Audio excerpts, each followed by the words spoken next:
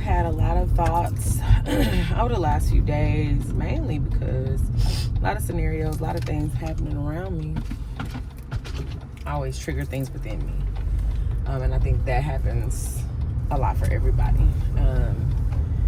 And because trigger has become such a negative, dang, I gotta put no rings on today. Because the word trigger has become such a negative thing, me saying, things around me trigger things within me probably has a negative context, but in my opinion, it's not. It's not always negative. It may trigger, maybe the wrong word for that moment, maybe ignite is the right word for that. It's like there's always something that is inspiring me to think or to process differently or to better understand how I process and what I need. And I think sometimes we're not self-aware enough. I was telling a couple of friends, we were on TikTok Live the other night. I believe that self-care, the best form of self-care is self-awareness. I am so aware of myself that I know the spaces that I need to be in and I know the spaces that I shouldn't be in. I don't get it all right because there are some things that I just can't predict. There are some things that I just can't, not do, right? Because I'm feeling away. So then there's a way that I prepare myself. There's a way that I show up to that space. And that's my form of self-care. We have limited self-care to just getting your nails done and your lashes done, which I'm gonna do that. But I don't think it's the highest form. I think the highest form of self-care is self-awareness. Knowing what you need, when you need it, where you need it from, where you can get it from. Because some things you need, you assume you can get from one place, and you may not be able to. There's a reality that I have many friends who love me deeply. They can't all show up for me the same way. It's just not their nature. It's not all of their nature. I have friends that I can call for every stage of grief. I have friends that I have to call for or stages of life.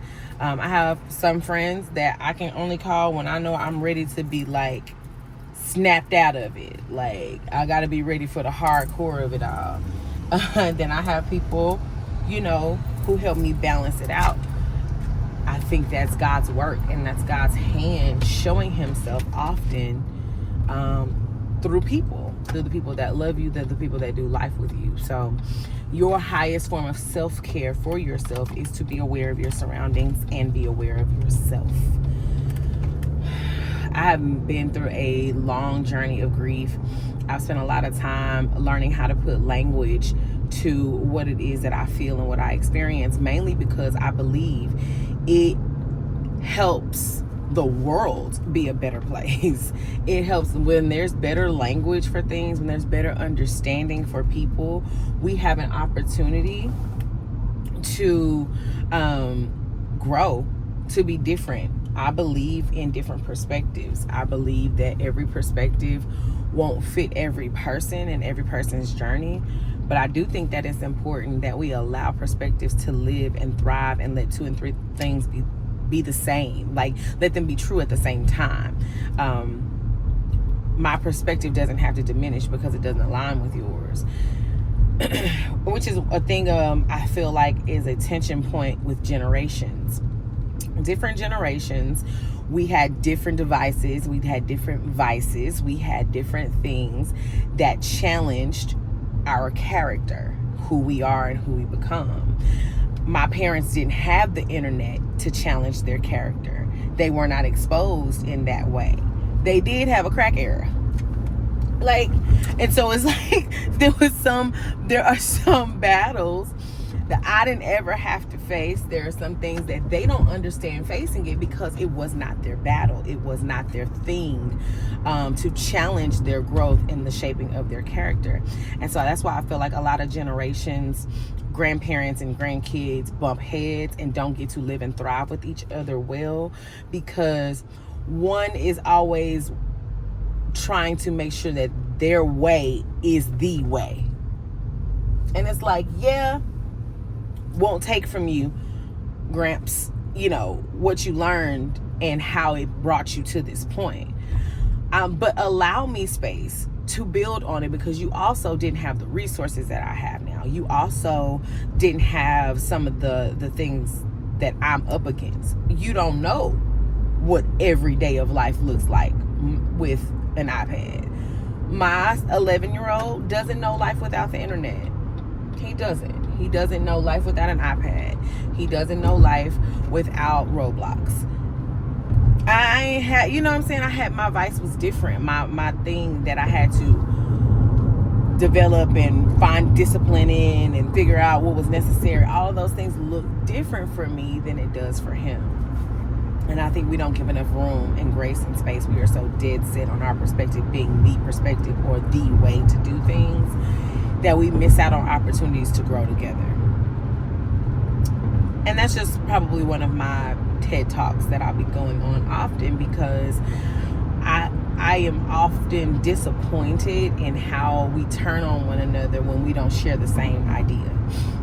We will cast each other out. We will call each other out. We will be all types of ways with each other when we don't have the exact same way to get to 5. Like 1 + 4 is 5, and so is 2 + 3. And if Johnny has 5 apples, like I just wish that my goal, my hope for even sharing my perspective on grief, life, transition, family, relationships, all the things that I've had my own personal experiences with. My goal is for us to respect perspectives, for us to respect and honor where people are, because it is a hard task to change the mind of every person that you come in contact with. Like, you gonna run yourself crazy. You gonna crash out trying to make sure that every person you come in contact with understands it the way that you understand it. That's gonna be hard. Like, that's gonna be difficult.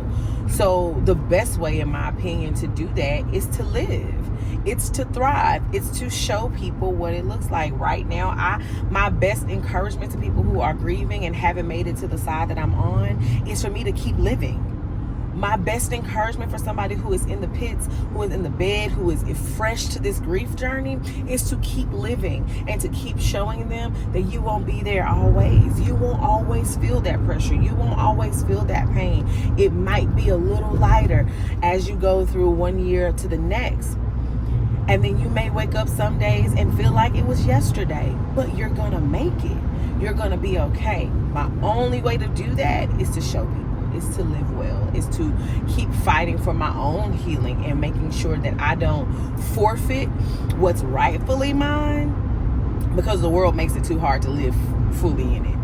Like, sometimes we'll forfeit peace because the world prefers chaos. We will decide that it's easier to live with what the world says is the norm than to say, no, that don't work for me. So for the sake of my peace that I know I deserve, not just naturally but spiritually, I'm gonna let y'all have that. Y'all got that. Y'all, I'm good. I'm good on that. And so I believe along this journey that I will have an opportunity to touch a lot of lives. My goal right now is to touch my own life, and that's crazy, but right now I've got to touch my life. And when I say touch my life, I have to pour into my life so that I can make sure I'm pouring from a space of overflow and not my deficits, because I need to put into myself some time, some thoughts, some process, like continually.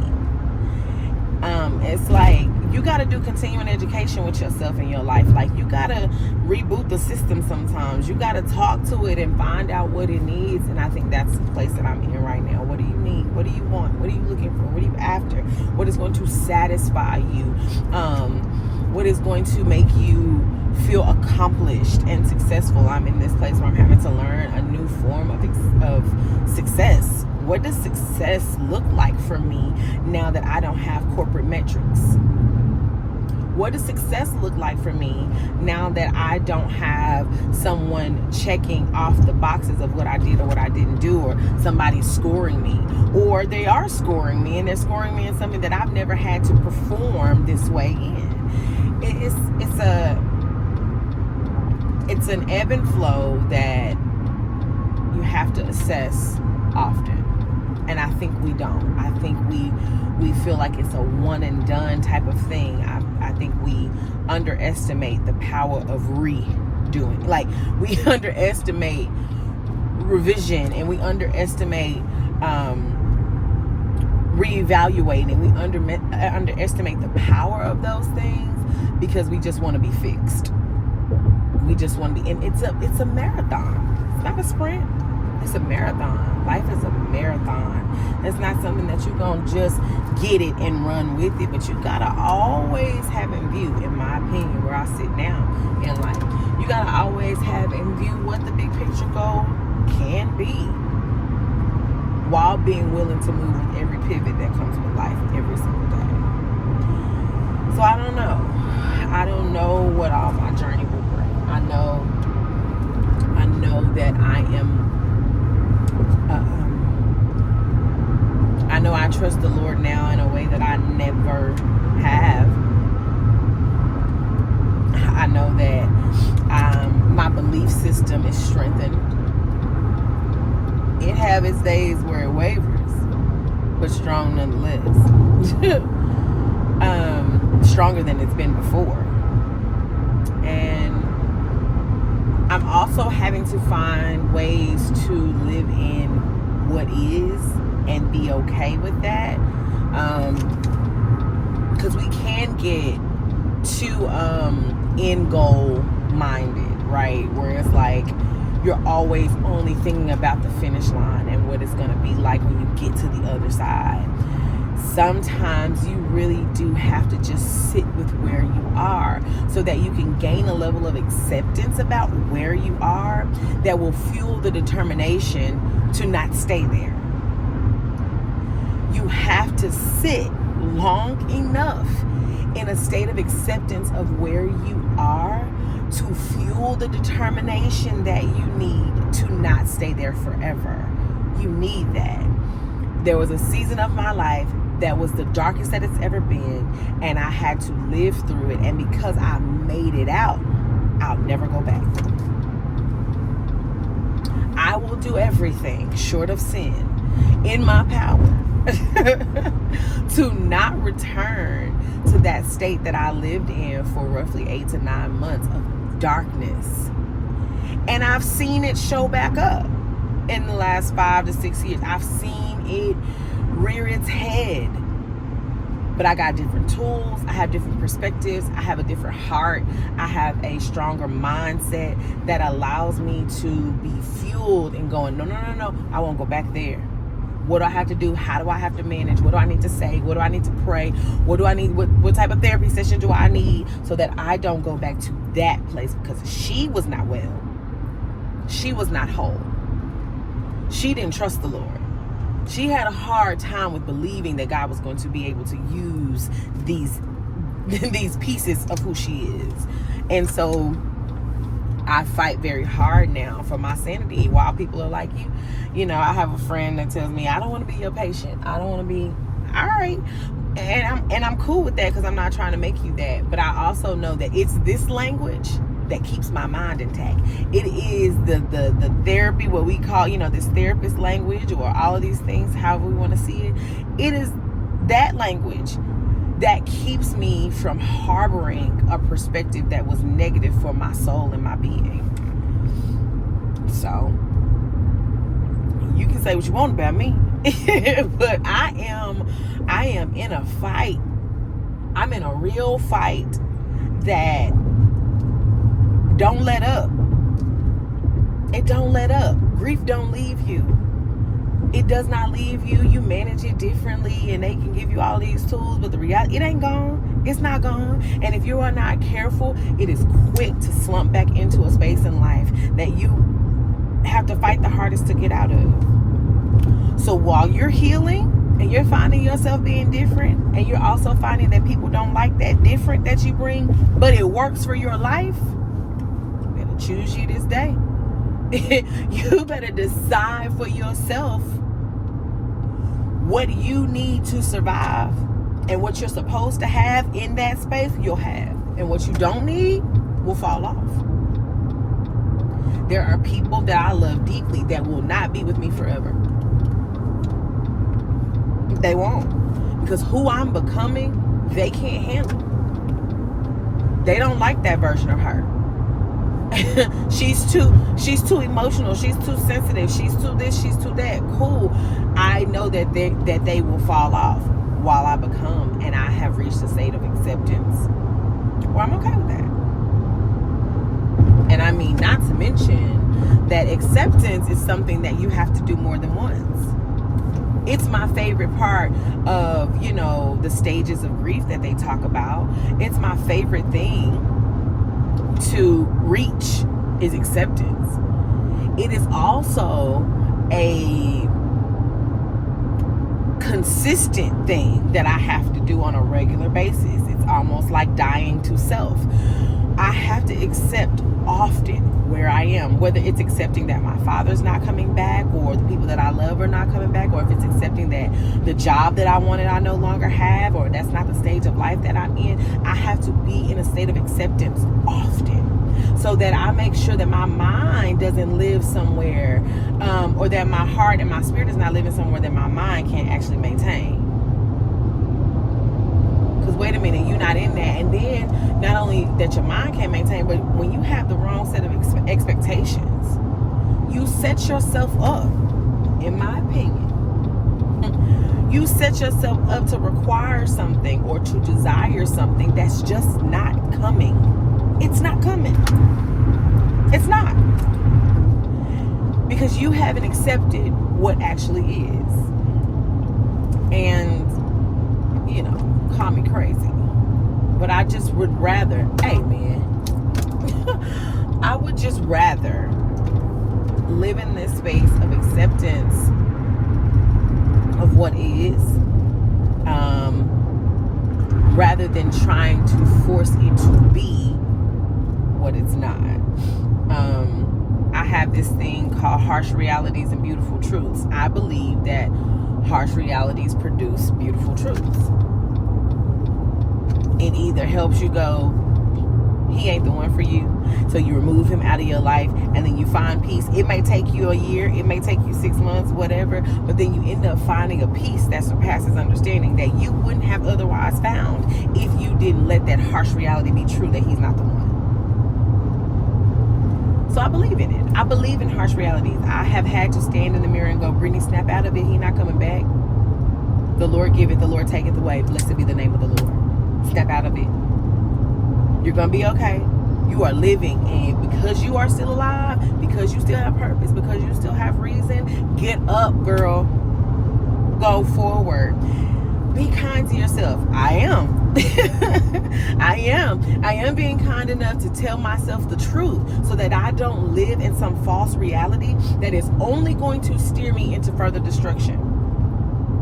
Because I am not honest and aware of myself and who I am right now, where I've come from, and what the Lord might be preparing me for, because of all that He's capable of doing in me. I trust in the Lord. I trust the Lord, my Savior, I do. I trust God. I really do. And I trust God. I trust the God of grief. And often there are times, let me say this. There are times where I don't want to talk about it. I don't want to hear the word no more because people are abusing some of the language. But then I stop myself from living like that, because it is these lenses that cause me to be where I am and sit where I sit and do what I do. The lenses of grief and the God that I learned, that I got to know in grief, is shaping who I am right now. And I gotta let him. I gotta let him. As bad as I be wanting to be like, nah, leave me out of that part of the story. Like, we ain't gotta do that. Like, let's just move on. gotta let him. I gotta continue to give God room in my life to transform me, not just fix me. You can be fixed with a Band-Aid. You can be fixed with a zip tie. But it's a different level of work to be transformed and to let your heart not hold something that's unhealthy for it. It's a different level of work when you have to allow life to do its thing and allow God to do his thing. So trust in the Lord with all your heart. I know the God of that now, where I'm like, oh, okay. I can lean into that a little bit differently because I know the God of that. I know the God of you give and you take away. Blessed be the name of the Lord. I know the God who talked to Job and said, where were you? Where were you when I flung the stars? Who you think you are? I know that God now, and being on this side of grief in this stage of my life, it has truly given me fuel where necessary. It's given me joy where I can find it and I can allow it to live with me. And it's given me transformation. I don't think the same way I used to think. I don't see it all the same way I used to see it. And I believe that's growth. I believe that's growth.